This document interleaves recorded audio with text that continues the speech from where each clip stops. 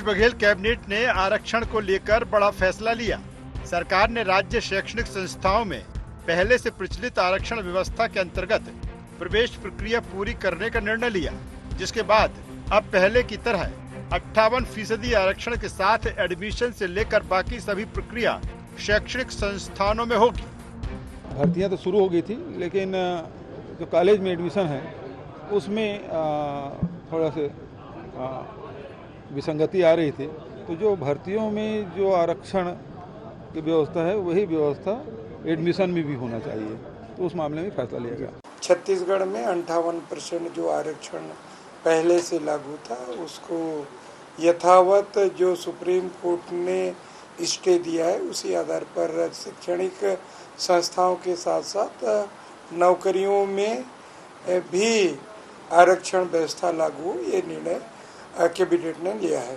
छत्तीसगढ़ की पवित्र सदन में जो जनसंख्या के अनुपात में आरक्षण विधेयक सर्वसम्मति से पास किया गया था और महामहिम राज्यपाल के हस्ताक्षर के लिए भेजा गया था, मगर वो आज भी राजभवन में लटका हुआ है। हम छत्तीसगढ़ वासी हम मांग करते हैं कि वो आरक्षण विधेयक पे हस्ताक्षर हो ताकि छत्तीसगढ़ वासियों को उसका लाभ मिले। वहीं बीजेपी इसे चुनावी लॉलीपॉप बताने में जुट गई है। भाजपा का कहना है कि आरक्षण लागू किया गया है, वो पहले भी लागू रहा है। ये सरकार केवल भ्रमित करने का प्रयास कर रही है। बीजेपी सवाल कर रही है कि चुनाव के ठीक पहले ही कांग्रेस को क्यों आरक्षण का ख्याल आया है। बीजेपी नेताओं का कहना है कि जनता को ये पता है कि उसे सिर्फ चुनावी झुंझुना पकड़ाया जा रहा है। अभी जो आरक्षण लागू किया गया है, ये आरक्षण पहले भी लागू रही है। 32% हमारे जनजाति समाज को, बाकी ओबीसी को, एससी को, और मैं समझता हूँ कि यहाँ के जो लोगों का अधिकार था, जो जिसके चलते उनको आरक्षण का लाभ मिला था, आज ये नई बात नहीं है।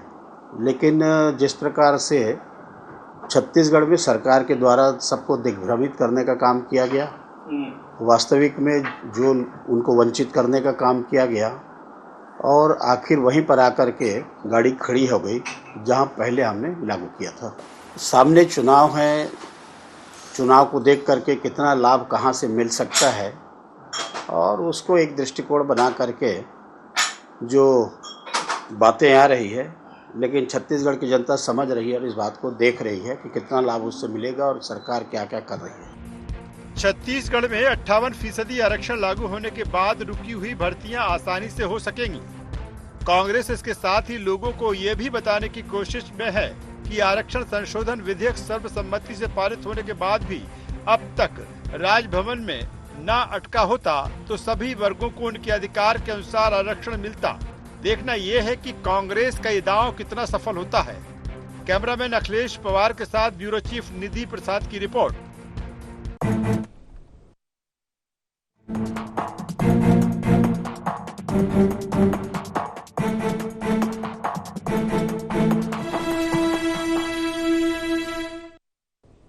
नमस्कार, जय जोहार, गुहार। छत्तीसगढ़ में आप सभी का स्वागत है। मैं हूं आपके साथ दिव्यांशु जोशी। तो भूपेश बघेल कैबिनेट ने जनता के लिए एक बहुत बड़ा फैसला लिया है।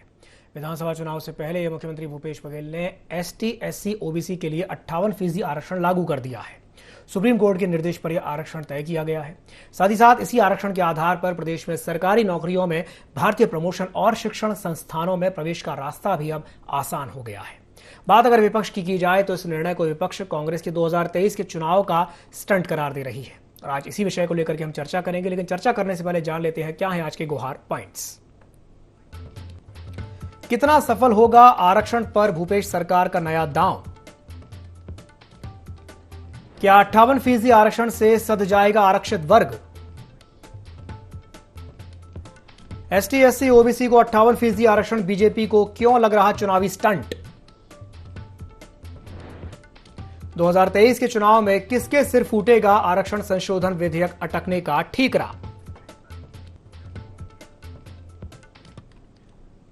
तो भूपेश, कैबिनेट ने आरक्षण को लेकर के बड़ा फैसला लिया है। सरकार ने राज्य के शैक्षणिक संस्थाओं में पहले से ही प्रचलित जो आरक्षण व्यवस्था के अंतर्गत प्रवेश प्रक्रिया पूरी करने का निर्णय लिया और इसके बाद अब पहले की तरह ही 58% आरक्षण के साथ एडमिशन से लेकर के बाकी जो सभी प्रक्रियाएं हैं शैक्षणिक संस्थानों में ये होनी है। अब बीजेपी इसे चुनावी लॉलीपॉप बताने में जुट गई है। बीजेपी कह रही है कि जो आरक्षण लागू किया गया है वो तो पहले से ही लागू रहा है।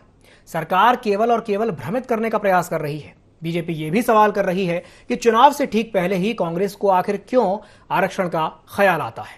तो चलिए चर्चा को विस्तार देते हैं। चर्चा को विस्तार देने के लिए हमारे साथ 3 खास मेहमान जुड़ रहे हैं। हमारे साथ चर्चा में जुड़ रहे हैं अभय नारायण जी, जो कि कांग्रेस प्रवक्ता हैं। साथ ही साथ हमारे साथ जुड़ रहे हैं सुनील चौधरी जी, जो कि बीजेपी प्रवक्ता हैं, और हमारे साथ जुड़ रहे हैं उचित शर्मा जी, जो कि वरिष्ठ पत्रकार हैं।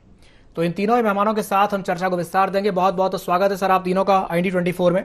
सबसे पहले मैं शुरुआत करना चाहूंगा उचित शर्मा जी से। उचित जी, बड़ा सवाल तो यही है कि भूपेश सरकार ने ये जो नया दांव खेला है आरक्षण पर, ये कितना सफल साबित होगा, बताइए। देखिए, आरक्षण एक बड़ा विषय रहा है छत्तीसगढ़ के लिए। छत्तीसगढ़ में जो मूल चीजें हैं, आप देखिए, जो 76% की बात थी, काफी विवाद हुआ, 2022 से इस पे लगे रहे, 2018 से मामला अटका रहा। हकीकत ये कि बड़ी असमंजस की स्थिति है। दिव्यांशु, मैं इसे थोड़ा सा डिफरेंट रूप में, डिफरेंट एंगल से देखता हूँ कि कई मुद्दे ऐसे होने चाहिए कि जो राजनीति से परे होना चाहिए, क्योंकि जो स्थिति आज सरकारी भर्ती की थी, सरकारी प्रमोशन की थी, बच्चों के नए सेशन में कॉलेज में एडमिशन में बड़ी तकलीफें हो रही थी, वो स्थिति को इस राजनीतिक दृष्टि से ना देखते हुए अलग सोच के साथ हमको जाना चाहिए। आप दोनों ही दल भले लड़ते रहे, 58 के लिए लड़े, 50 के लिए लड़े, 76 के लिए लड़े, क्या स्थिति है, क्या सुप्रीम कोर्ट क्या, लेकिन वस्तु स्थिति जमीन पे जो हालत सूरत हाल थे वो बड़े दर्दनाक और खतरनाक और अच्छे नहीं थे। जी जी। आप देखिए, जो बच्चों की एडमिशन और दाखिले अटके हुए थे, बच्चों के सेशन लेट हो रहे थे, जो इंस्टीट्यूशन है वो डिसीजन नहीं ले पा रहे थे, ये स्थिति के रूप में इसको देखता हूँ कि जो भी स्थिति हो, चाहे वो 58 की हो, 76 की हो, मतलब but it must be clear कि होना क्या चाहिए। इसके जिम्मेदार बच्चे तो है नहीं, इनका जिम्मेदार जिनके प्रमोशन अटके हुए थे, वो प्रमोशन आज नहीं कल पालेंगे, जिनकी भर्तियां नहीं हुई वो आज नहीं 1 साल बाद हो जाएंगी, लेकिन जिनके भविष्य बिगड़ रहा था, जिन बच्चों के जो बच्चे होते उनमें तकलीफें ज्यादा थी, उनकी सोच और समझ उतनी विकसित नहीं होती थी कि कहाँ मामला अटका हुआ है, वो बहुत निराश हो रहे थे। मैं इस रूप में इसको देखता हूँ कि उनकी स्थिति थोड़ा सुधार हुआ है। देखिए, राजनीति अपनी जगह है। आप 58 में आप पुराना वाला मांगे कि पिछली सरकार का था, वर्तमान सरकार को बैकफुट पे उसी परसेंटेज में आना पड़ा, चाहे जो भी कारण हो। राज्यपाल ने आरक्षण रोका हो, बढ़ाया हो, रोक के रखा हो, हस्ताक्षर नहीं किए हो, आपने उसके डेटा प्रस्तुत सदन में ना किए हो, तमाम कारण हो सकते हैं। लेकिन आज छत्तीसगढ़ के उन लोगों के लिए जिनकी भर्तियां अटकी थी, जिनके एडमिशन अटके हुए थे, उनके लिए बड़ा अच्छा विषय हुआ। और भूपेश जी ने इसमें तुरंत एक्शन लिया और अधिसूचना भी जारी किया, ऑर्डर भी जारी हुआ। ये बड़ी अच्छी बात है कि ताकि उन्हें बच्चों का ख्याल तो है कि उनकी तकलीफें वो महसूस सरकार की, ये एक अच्छी बात है और मैं इसे पॉजिटिव साइन के रूप में देखता हूँ। चलिए ठीक है उचित जी, तो इसको एक पॉजिटिव साइन के रूप में देखते हैं। सुनील जी के पास मैं जाना चाहूंगा। सुनील जी, आपको ये चुनावी स्टंट क्यों लग रहा है? आप कह रहे हैं कि नहीं, ये तो भाई चुनावी लॉलीपॉप पकड़ा दिया इन्होंने। सुनील जी। जी, जोहार छत्तीसगढ़।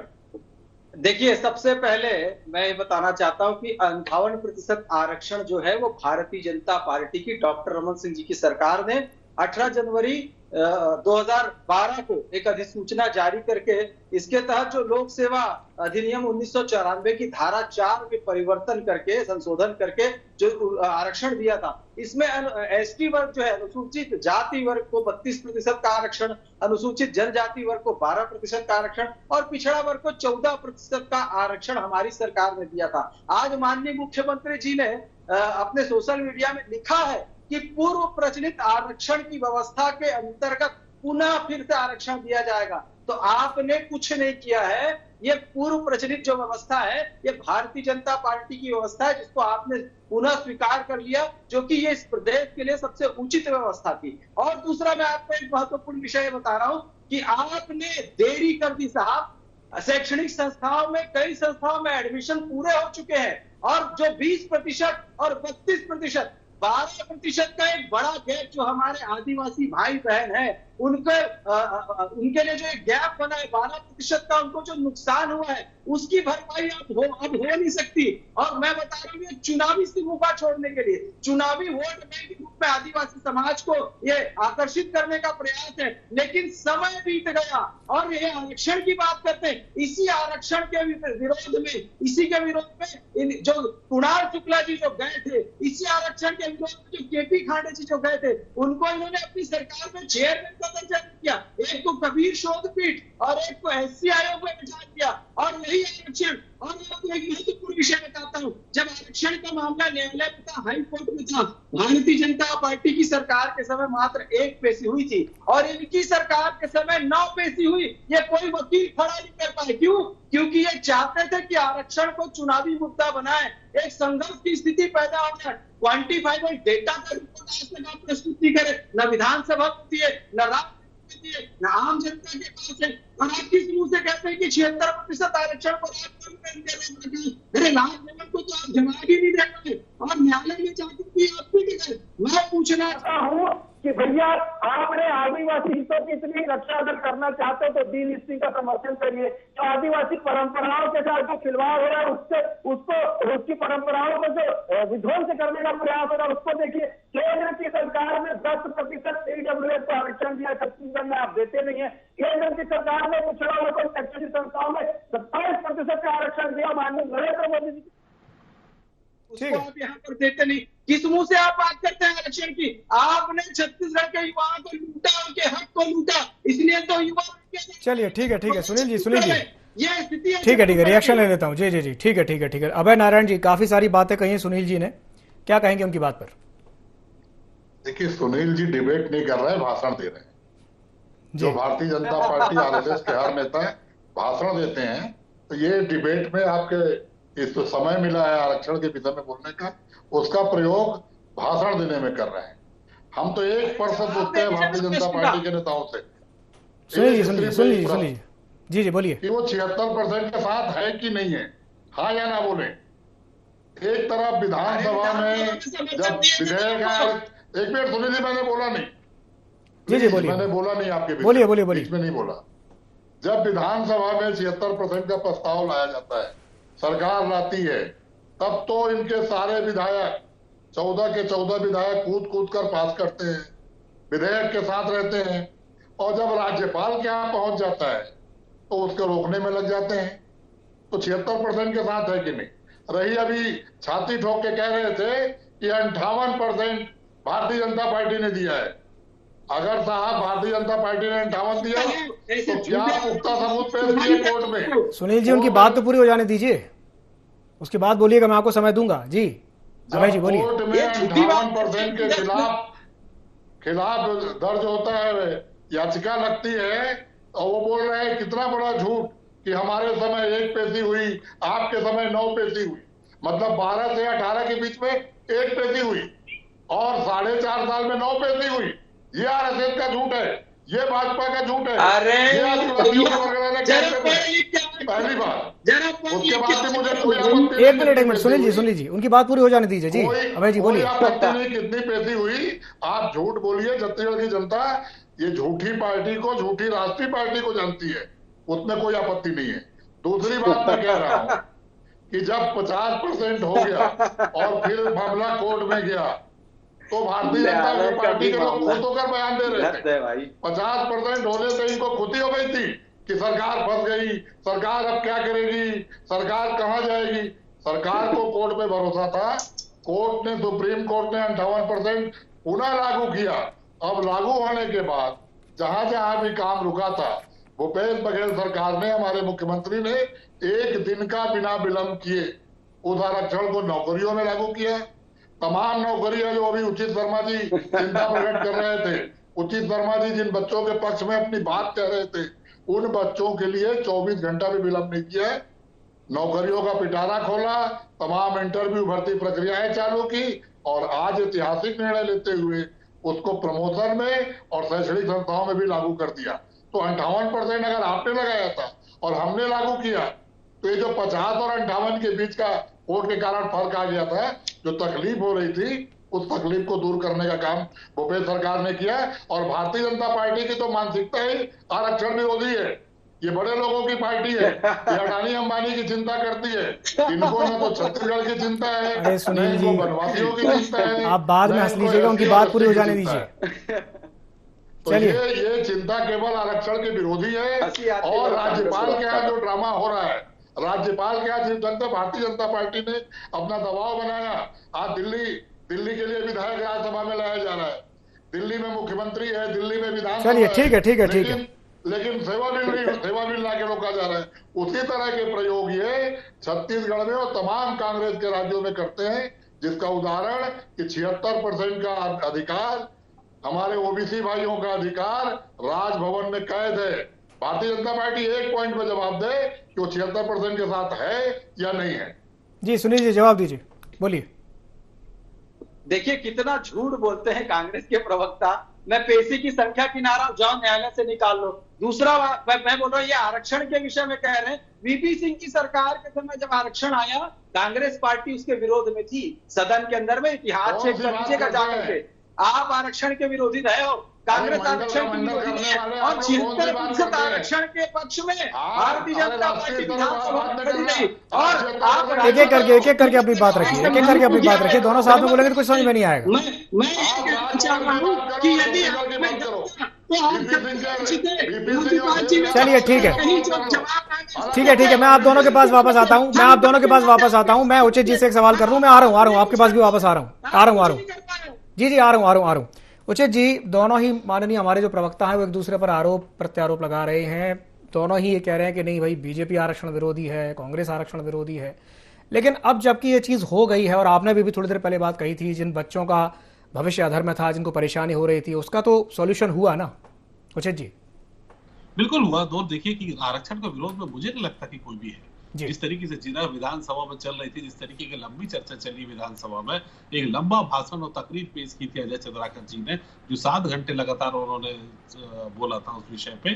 तो वो चीजों को देख के समझ में आता है कि भारतीय जनता पार्टी 76% के विरोध में कभी नहीं थी। भारतीय जनता पार्टी केवल ये चाह रही थी कि आपके पास क्वांटिफाइबल डेटा आप प्रस्तुत करो, कोर्ट में आप विधानसभा में प्रस्तुत कीजिए, आप सदन के सामने लाइए और जस्टिफाई कीजिए।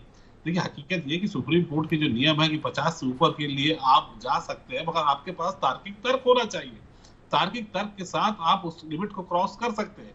अन्य प्रदेश में भी है, झारखंड में भी है, तमिलनाडु में भी है, अन्य प्रदेश में भी है, वहां पे 72%, 74% भी है। तो आपको तार्किक तर्क देने पड़ेंगे, सदन में आपको प्रस्तुत करना पड़ेगा, उनको एग्री करना पड़ेगा, अपनी बातों को रखना पड़ेगा।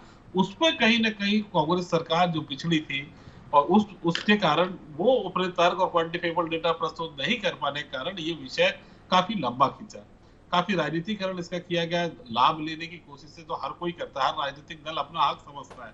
लोग, आप आरक्षण की बात कर रहे हैं, यहाँ पे तो सहारा का भी 10,000 रुपए देके उसके भी लाभ लिए जा रहे हैं। यहाँ पे चिट फंड के भी पैसे लेके देके वापस करके उसके भी राजनीतिक लाभ लिए जा रहे हैं। तो राजनीतिक लाभ लेना उनका सार्वभौमिक धर्म दिखता है राजनीतिक पार्टियों का, तो वो लेने को तैयार है। लेकिन हकीकत ये है कि आप 58 भी अपना बोल रहे हैं भारतीय जनता पार्टी कि हमारा लाया हुआ था, और 76 भी बोलते हैं कि ये हमारा है। तो ये 2 तकरीर और 2 निर्णय समझ से परे हैं, जिससे तो आप ये क्लियर हो कि हम आरक्षण के साथ है या आरक्षण के खिलाफ है। भूपेश बघेल ने ट्राई किया कि 76% हो, सब हाउ नहीं हुआ है, कोई बात नहीं, हो सकता है कि अगली बार हो, ना हो या जो भी हो, लेकिन जो स्थिति हौच पौच की और असमंजस की बनी थी, उससे छत्तीसगढ़ मुक्त हो गया। इस बात की ज्यादा तवज्जो देना चाहिए। और जो इम्पोर्टेंस बच्चों को मिल रही थी, जो अफसरों को मिल रही थी, प्रमोशन में भर्तियां रुकी हुई थी, एक पूरा का पूरा एक रोजगार एक सिस्टम रुका हुआ था एक निर्णय को लेके, उस पर तत्कालीन निर्णय लिए गए। ये एक अच्छी बात, पॉजिटिव बात दिख रही है। ठीक है सुनील जी, जो बात अभी उचित जी ने कही है, 58 भी हमारा, 76 भी हमारा, ये दोनों बातें एक साथ कैसे, कुछ कहेंगे इस पर? नहीं, देखिए आरक्षण के विषय में मैंने कहा वीपी सिंह जी की सरकार थी, आरक्षण का मामला आया, कांग्रेस ने उसका विरोध किया, भारतीय जनता पार्टी समर्थन में थी। हम आरक्षण के पक्षधर रहे हैं और रहेंगे। हम चाहते हैं कि शोषित वर्ग, वंचित वर्ग जो है उनको लाभ मिलना चाहिए, लेकिन उनके साथ खिलवाड़ करना, उनको वोट बैंक समझना, उनके लोगों के साथ लगातार भ्रम और छल करना, ये कांग्रेस का चरित्र रहा है। और हम तो बोल रहे हैं छत्तीसगढ़ में हम 58 दिए, आप 76 लेके आए, हम उसमें भी तैयार थे। आपके जैसे नहीं कि लोकसभा में वीपी सिंह जी की सरकार के साथ विरोध कर दे। हम आरक्षण के पक्षधर हैं, छत्तीसगढ़ की जनता के हित में। छत्तीसगढ़ के आदिवासी समाज, छत्तीसगढ़ के अनुसूचित जाति जनजाति पिछड़ा वर्ग समाज, ईडब्ल्यूएस का 10% और शिक्षा के क्षेत्र में ओबीसी का 27% सारा लागू करिए ना। किसने रोक के रखा है आपको? आप उसको नहीं करेंगे, चुनावी लाभ लेने का आप काम करेंगे और आएंगे कहा बघेल जी पछताए आखिर वही के प्रति रखा है। तो जो भाजपा ने किया वही आपको करना पड़ेगा छत्तीसगढ़ में। तो आप और लिखते भी हो बड़ी बेबाकी से लिख रहे हैं पूर्व प्रचलित आरक्षण व्यवस्था के अंतर्गत। तो पूर्व प्रचलित क्या है? 58% है, भारतीय जनता पार्टी की देन है, भारतीय जनता पार्टी की सरकार की देन है, 2012 की देन है और उसी व्यवस्था में पिछलग्गू बन के बात है। तो आप स्वीकार करते हैं, अरे आपको माफी मांगनी चाहिए छत्तीसगढ़ के उन बच्चों से जिनका 12% आरक्षण के आधार पे आपने उनको वंचित कर दिया। एडमिशन खत्म हो गए, जहां पर 1000 सीट थी वहां 1000 सीट भर गई। अब क्या बाकी लोग को निकालेंगे, उनके अधिकार छीनेंगे? आप क्या करेंगे छत्तीसगढ़ में? अराजकता का माहौल बना दिया। आपके पास समय था, 2 महीना लेट हो गया, मई का रिजल्ट आया, 2 महीना लेट हो गया। अरे आप चाहते तो मई के निर्णय के आधार पर तुरंत करते दूसरे दिन तो लाभ होता, लेकिन आपको चुनावी लाभ चाहिए। चुनावी लाभ के आधार पर आप काम करना चाहेंगे तो नहीं होगा। छत्तीसगढ़ की जनता के हित के बारे में सोचना पड़ेगा। हम आदिवासी भाई बहनों को वोट बैंक नहीं, हम उनके हितों के लिए लड़ते हैं, हम ओबीसी के हितों के लिए लड़ते हैं, हम अनुसूचित जाति के एपीसी और सबके लिए हितों के लिए लड़ते हैं, हम सर्व समाज के हितों के लिए लड़ते हैं। आपके जैसे चुनावी सिगुफा छोड़ने का काम भारतीय जनता पार्टी नहीं करती। भारतीय जनता पार्टी हम शोषित वंचित वर्ग के साथ में खड़ी है, ईडब्ल्यूएस के साथ भी खड़ी है। सब क्यों नहीं देते आप छत्तीसगढ़ में? दीजिए आप छत्तीसगढ़ में 10% को रोक के रखने वाली। चलिए ठीक है सुनील जी, कौन देगा इसका छत्तीसगढ़ में? ठीक है सुनील जी के कहने का तात्पर्य ये है कि बीजेपी एक ऐसी पार्टी है जो वंचितों के हक के लिए लड़ती है, शोषितों के लिए लड़ती है। अब कांग्रेस क्या करती है ये जान लेते हैं अभय नारायण जी से। अभय जी कुछ कहेंगे सुनील जी की बात पर? सुनील जी बड़ी बड़ी बातें कर रहे थे। 58 लाख नौकरियां इस देश में समाप्त कर दी गई। रेलवे में नौकरियां समाप्त की जा रही हैं, बीएसएनएल में नौकरियां समाप्त की जा रही हैं, सेल और भेल को बेचा जा रहा है सिर्फ इसलिए कि उसका निजीकरण हो जाए और वहां आरक्षण ना देना पड़े। ये इनकी पॉलिसी है। इतने बड़े आरक्षण विरोधी चरित्र के लोग हैं। छत्तीसगढ़ में इनकी चल नहीं रही है।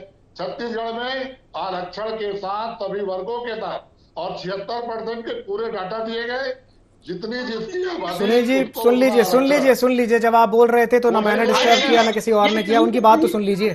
वो नहीं सुनेंगे, ये लोग सब सुनने के आदि नहीं है। आरक्षण ये इसी चरित्र के लोग हैं। दोहरा चरित्र, दोहरी बातें। ऐसा नहीं सुनील जी डिबेट के डेकोरम को मेंटेन कीजिए, उन्हें वो बोल रहे हैं तो उनको बोलने दीजिए। छत्तीसगढ़ में भूपेश बघेल जी जिस दिन मुख्यमंत्री बने हैं सभी वर्गों के साथ न्याय होना प्रारंभ हुआ। 15 साल की सरकार किसके साथ थी? 15 सरकार में कितने मंत्री किस वर्ग के थे? 15 साल की सरकार किन वर्गों के लिए काम कर रही थी? खुला चैलेंज करता हूं कि डिबेट कर ले। लेकिन छत्तीसगढ़ की सरकार कांग्रेस में 18 में बनी भूपेश बघेल सरकार, कांग्रेस सरकार, सभी वर्गों का साथ न्याय हो रहा है, सभी वर्गों के उत्थान के लिए काम हो रहा है। और जहां तक आरक्षण की बात है, आरक्षण पे हम पारदर्शी हैं, हम खुली बात कर रहे हैं। और जो रुका हुआ था 50 और 58 के बीच का जो चक्कर कोर्ट के कारण हुआ था, कोर्ट की अनुमति के बाद उस रास्ते को दुरुस्त करने का काम, उसको फ्री करने का काम कैबिनेट के निर्णय के द्वारा किया जा रहा है। सारी भर्तियां नियम से होगी जवाब है और भारतीय जनता पार्टी बढ़ जाएगी। कांग्रेस का चेहरा झलक रहा है। आज सरकार उत्थान का काम कर रही है, विकास का काम कर रही है और भारतीय जनता पार्टी कौन सा आंदोलन की जगह आरोप लगा रही है। न तो इनके पास लोग हैं, न इनके पास कोई बात करने वाला है और अराजकता इनकी पार्टी में है, असमंजस इनकी पार्टी में है। चलिए ठीक है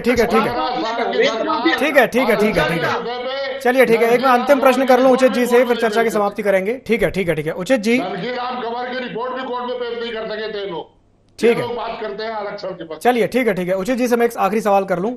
उचित जी एक सवाल ये भी उठता है कि क्या 58% आरक्षण चलिए ठीक है दे दिया, इससे आरक्षित जो वर्ग है वो सध जाएगा?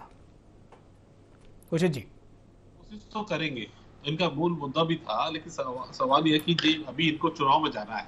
जिस जगह 1 करोड़ एसटी वर्ग है, आप देखिए कि 1 करोड़ लगभग 32% हमारे एससी है, लगभग हमारे यहाँ 52% ओबीसी है, लगभग 12-13% हमारे एससी है। तो इनको साधने की जो कोशिश है वो कोशिश इनकी अधूरी तो रह गई कांग्रेसी की। वही एक बड़ा विषय ये आ गया कि क्या भारतीय जनता पार्टी अपने मैनिफेस्टो में या अपने संकल्प पत्र में 76 का वादा करेगी जी। ये एक बड़ा सवाल खड़े होगा आने वाले चुनाव में कि इनके ये जो सुझाव और सजेशन मांग रहे हैं, तो नो डाउट कि 76% रिजर्वेशन के सुझाव आएंगे, तो क्या इसको मैनिफेस्टो में लेंगे, तो ये आगे आने वाले समय में देखने वाली बात होगी कि किस हद तक इसमें सीरियस है, कितना नहीं है, ये आने वाला समय बता पाएगा। बिल्कुल सही कहा आपने, और बहुत बहुत धन्यवाद आप तीनों मेहमानों का हमारे साथ जुड़ने के लिए और चर्चा में शामिल होने के लिए। तो आज हमने ये देखा है कि जिस तरीके से जो आरक्षण दिया गया है, 58% आरक्षण लागू हो गया है, और आरक्षण लागू होने के बाद जो रुकी हुई भर्तियां हैं अब वो आसानी से हो सकेंगी। कांग्रेस इसके साथ ही लोगों को ये भी बताने की कोशिश कर रही है कि आरक्षण संशोधन विधेयक सर्वसम्मति से पारित होने के बाद भी अब तक राजभवन में ना अटका होता तो सभी वर्गों को उनके अधिकार के अनुसार आरक्षण मिल जाता। गुहार छत्तीसगढ़ में फिलहाल के लिए इतना ही। मुझे दीजिए इजाजत और आप बने रहिए ID24 के साथ। नमस्कार।